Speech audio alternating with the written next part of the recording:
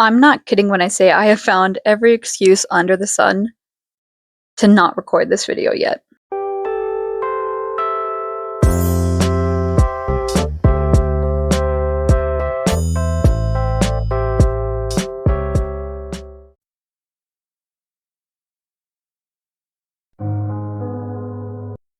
Elephant in the room. I did move my bed around. The topics in today's video that I'm going to be discussing have nothing to do with my bald head. Do not take my bald head, since last you've seen me, as connected somehow to the topics of this video. I just like being bald. I swear, I was bald before anything that I'll talk about happened. But today we're going to be talking about a book that I read, and it was just so, it was so touching. And that is why we say our prayers. For me, at least, in the time that I read it, when things were going down in my life. The Bible. Let's just get into the review. Behold, the crochet stick for the mic. I'm going to be testing different things to hold the mic with. I tried holding it with the books that I'd be talking about. Let me know your favorite in the comments that you think is most appealing and keeps your attention. But anyways, number one, apologizing for the fact that I've been gone for a little bit. But good news, I'm going to be doing a lot more booktube videos. Bad news, I lost my fiance of 3.5 years. Which led me to reading this book, My Year of Rest and Relaxation. I definitely think most of us who have had relationship who get bitches understand the pain of a breakup and how you're going to kind of regress back into previous hobbies. I felt like I was spending so much time trying to focus on saving a relationship that I didn't have much time in my life for other stuff. And I'm not going to make this video into like a vent, but it is relevant to my review and why, like, when you read a book at a certain point in your life, it's going to be completely different to if you had read it at a different point. A book is a conversation, and wherever you are in your life right now, that perspective is going to be a part of your review, whether you are conscious of it or not. So I found My Year of Rest and Relaxation through, I believe, Sean. Oh Lord, I'm trying so hard to remember how to pronounce his name, even though I watch him like every other week. I've probably seen all of his videos. Sean McComb, My Spooky Dookie Pookie. If there's one YouTuber I can recommend for booktube on here, if you want to watch someone who has good book taste but like the worst humor, I'd recommend Sean. So, and he will pay for this wild ride. Let me tell you something. Like I said, I'm almost thankful that I read this book immediately after my breakup because I think it had exactly what I needed. So, small, quick explanation of what this book is about. Late year 2000, as our main character, who's never really named, she's just our narrator, talks about how she is going through basically living in New York. She just is sitting on top of a big inheritance, paying for her life that way, and she's just trying to find a way to sleep through the year. And she's doing lots of different drugs. She has a friend, but she's not really a good fucking friend too. I'm trying to think of details I can give away without too many spoilers. But regardless, what I liked about this book is that the author did a wonderful job writing the main character as being unlikable, but not disgusted enough with the main character that I stopped reading. You know, I felt like, is this what like old ladies do when they watch like Real Housewives of New Jersey? Like, it felt like that level of like, if you like the weird clips on YouTube Shorts of like dance moms edited, that's what this book feels like. Because the main character is like Abby level of unlikable. Abby, They did it right. Abby, you need to think about moving on with a new But I just couldn't stop watching this train wreck of a human being. And I'm looking at myself right now. So you see a pattern there. But regardless, as someone who struggles with depression and apathy, and I've also been in the position as the narrator where you convince yourself that you're going to only be able to grow as a person through isolation. And especially post breakup, for me, it was very hard to want to be out and about. And thankfully, I'm so blessed because I have a huge group of support. I have so many wonderful friends because I'm so easily lovable and likable, just like how this video is likable and I am subscribable. You should subscribe if you want to see more of me moving back and forth in a chair because I can't sit still. If you'd like to pay for my Xanax, hit the like, smash the subscribe.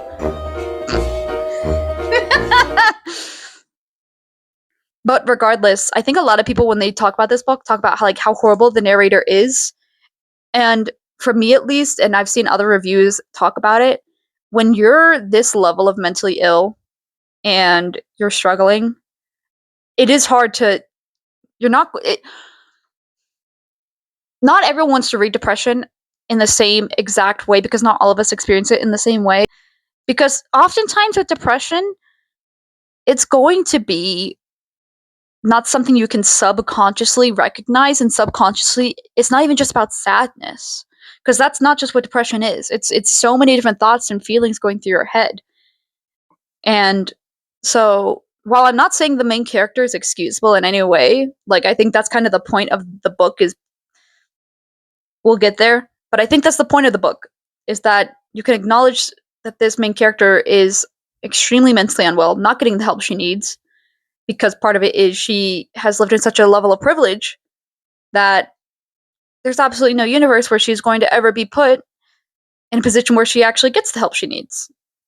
Like, it's just, I think the book is written very well, and I think a lot of people who didn't like the book, and this is not me trying to do broad strokes, but all the people I've spoken with or read reviews, I feel like a lot of them kind of missed that point or just didn't interpret the book that way.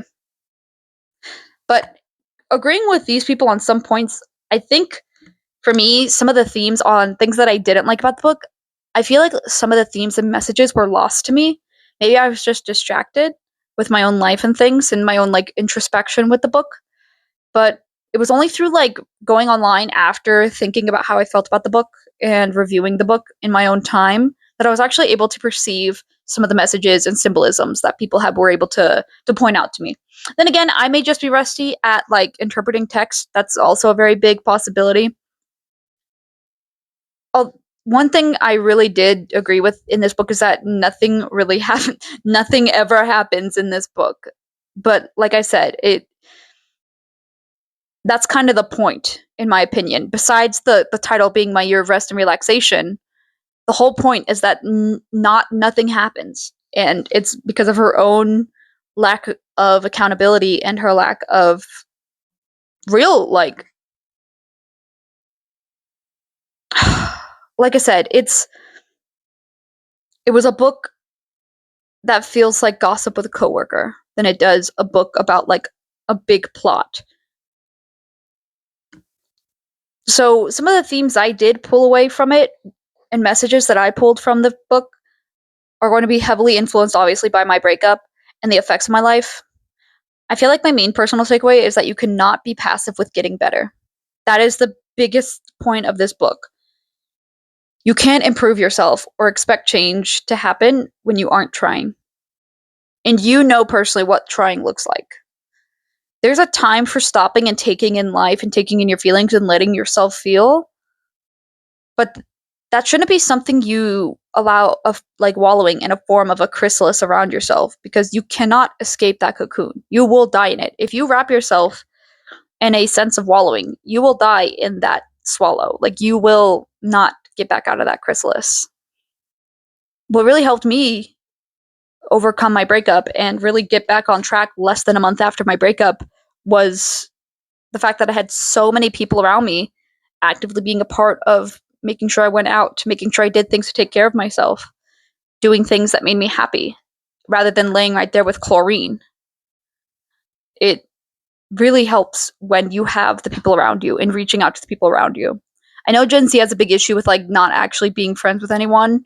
And the second that you have to actually be a friend, you just get therapy spoken out of any sort of true communication and friendship. But I think that's something that if you want genuine change, the first thing you need to do is reach out and help others give you accountability rather than hiding stuff from them. And I think that's just something that for me, like I said, if it weren't for the fact that I had such a good support group outside of the relationship that I had neglected because of the relationship, ready to welcome me back and help me, I don't know where I'd be right now at this moment. Slight spoilers for this next part. Even after getting exactly what the narrator wanted at the end of the book, I feel like the final chapter literally shows that nothing changed. That she got exactly what she wanted. She got the ability to sleep through her whole ordeal that she put herself through with isolation and sleeping through it. She gained nothing from it, but like very fictitiously thinks she did. Like, she retained a level of separation and apathy to even her own best friend dying, and using it simply as a tool for her to be motivated rather than any sort of mourning for that person as a person. Yes, she may have like seemed better, but by going outside and being more clearly being outside, clearly the author was showing that she was still mentally treating the world and people around her the same. Nothing changed for her outside of just simply believing that shit changed for her. And the only way that you're going to get better is to engage with the outside world and to engage with other people. I still struggle with a lot of isolation. I still struggle with a lot of feeling like it's better for me to not be around other people. And it's such a fine line because, like, for example, I am no longer on like any social media except, unfortunately, Tumblr. Okay, let me defend it really quick. Tumblr's the only place where there's like, to doom scroll in there, you have to really try. Like, you have to actively build a doom scrolling account for you to have a Tumblr account like that. Versus every other social media is doing everything in its power to show you the worst of the worst. Like, even if you curate your own timeline and algorithm, it's still going to be horrendous. She goes through these struggles, yes, but like, it's painful to see someone who has the ability to live this perfect life and talk about all these horrible things when someone like you or me watching this will never have that opportunity. We will never be able to just simply you have no fucking job and spend a few months off fucking pills and just forget the world exists. We don't have the luxury of losing empathy. That's the most important thing to this book too, is do you and I have to keep having empathy for each other, for our friends, for everyone around the world. Depression's going to rob you of it, but also it's what keeps you and me different from rich people. Not to get political, but reading is political, and this book is extremely political. Come on now. A little more spoilers, and I think this is probably the most interesting part to talk about. Talking about some stuff that gave this book a very different light for me as well that I read online. I think I appreciate the book more after seeing how the rest of the readers interpreted the text. What really changed my entire view of this book was Reddit user snake_017 and Torrent Princess, who I'm going to paraphrase them both here, explained how the narrator represents a pre-9/11 America's consumerism and capitalism ideal, right? It's so conflated and overindulgent while also being completely unrestricted. The narrator had no limitations, basically. There was no definitive number with her money, and she was completely beautiful, thin, skinny, pretty. Even her best friend and everyone around her constantly were giving her nice things because she was just simply beautiful and pretty.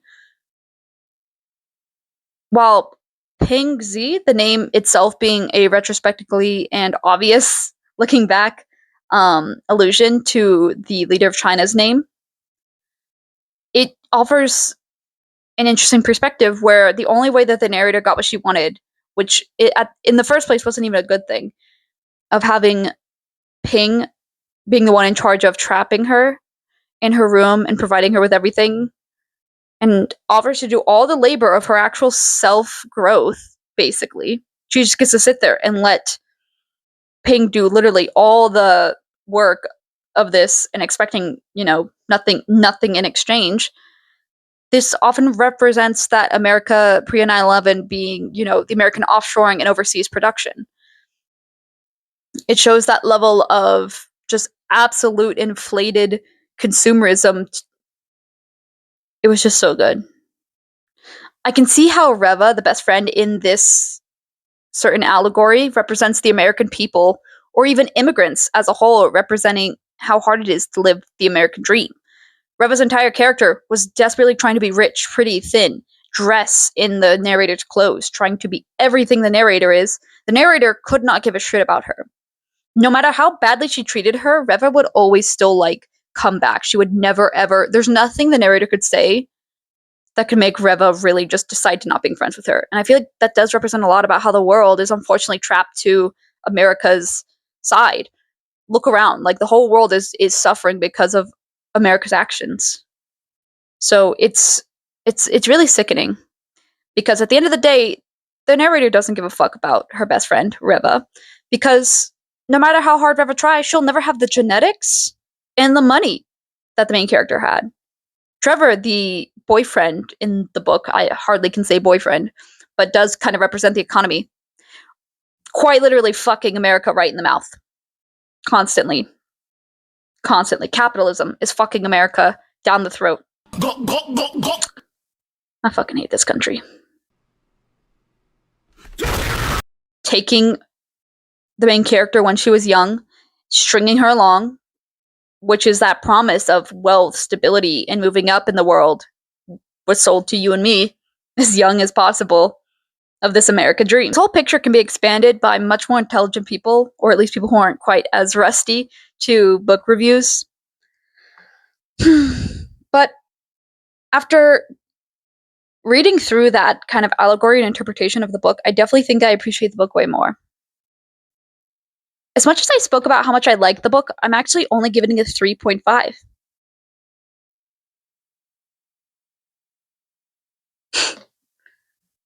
While I enjoyed the book's messages, I doubt I would enjoy a second reread. Not just because of some of the graphic stuff in there, but I definitely think it's worth reading at least once. This is a book I would recommend to others, especially those who are in a situation where you're in a similar mindset as the author, or not the author, a similar mindset as the narrator, depressed, isolated, and feeling emotionally hollow. This is the kind of book I'd recommend for you to keep in a glass case to be broken for in case of emergencies. I am expecting to be making more videos pretty soon. Like, I already have a couple of videos lined up because I have been reading a lot. And there's a couple of books that I'm really excited to talk about in a more serious matter. I figured if I could just at least make this video, just put it out to try, unlike our narrator. If I could at least try and put out a video, then I'm going to get back into the flow of recording and posting and putting in more effort.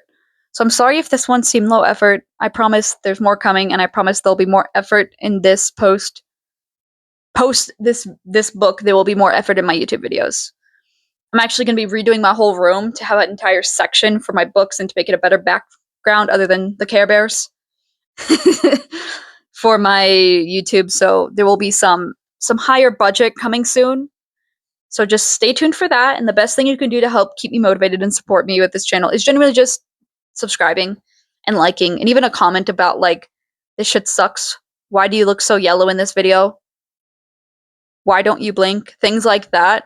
That would be a pretty good comments to have. Thank you guys again for tuning in. If there's a book you think I'd like based off of how I felt about this book, please drop it. I'm always looking to add to my multiple hundreds of books in my TBR and skipping ahead of the ones I've had in there forever to the ones I just bought. But let me know.